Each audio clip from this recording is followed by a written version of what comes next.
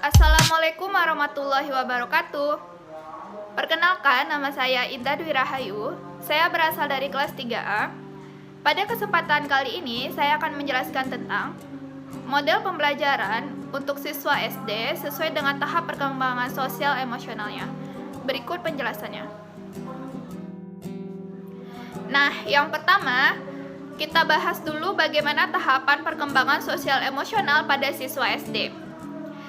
Dapat ditandai oleh beberapa hal. Yang pertama, anak mulai suka menjadi bagian dari suatu kelompok. Yang kedua, anak mulai menyadari pandangan orang lain terhadap dirinya.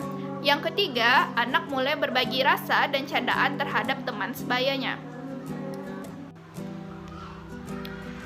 Kecenderungan anak yang mulai suka menjadi bagian dari suatu kelompok dapat diterapkan dalam dunia pendidikan.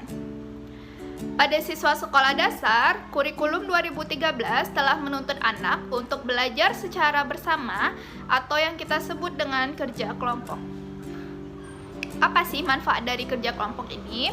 Yang pertama adalah meningkatkan semangat belajar siswa. Yang kedua, meningkatkan rasa tanggung jawab siswa. Yang ketiga, meningkatkan rasa saling menghargai sesama siswa. Jadi dari proses tanya jawab, bekerja secara berkelompok, memberikan pendapat, mendengarkan pendapat temannya dapat melatih bagaimana seorang anak menghargai teman yang lainnya. Proses pembelajaran yang dilakukan secara berkelompok tentu banyak tekniknya ya, sesuai dengan kreativitas guru. Nah, di sini saya tertarik tentang aplikasi pembelajaran yang dilakukan secara berkelompok yang disebut dengan role playing.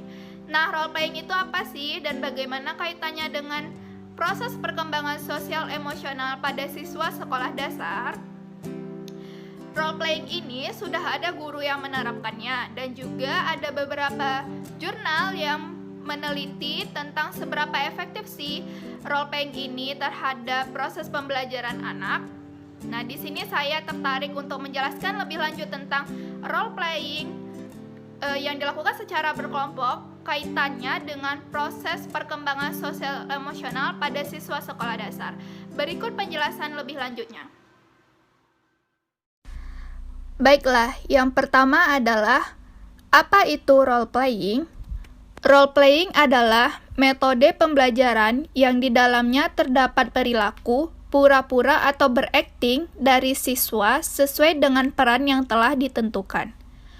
Siswa menirukan situasi dari tokoh-tokoh sedemikian rupa dengan tujuan mendramatisirkan dan mengekspresikan tingkah laku, ungkapan, gerak-gerik seseorang dalam hubungan sosial antar manusia. Tujuan aplikasi belajar role playing yang pertama adalah memberikan pengalaman konkret dari apa yang telah dipelajari. Yang kedua, mengilustrasikan prinsip-prinsip dari materi pembelajaran. Yang ketiga, menumbuhkan kepekaan terhadap masalah-masalah hubungan sosial. Yang keempat, menumbuhkan minat dan motivasi belajar siswa.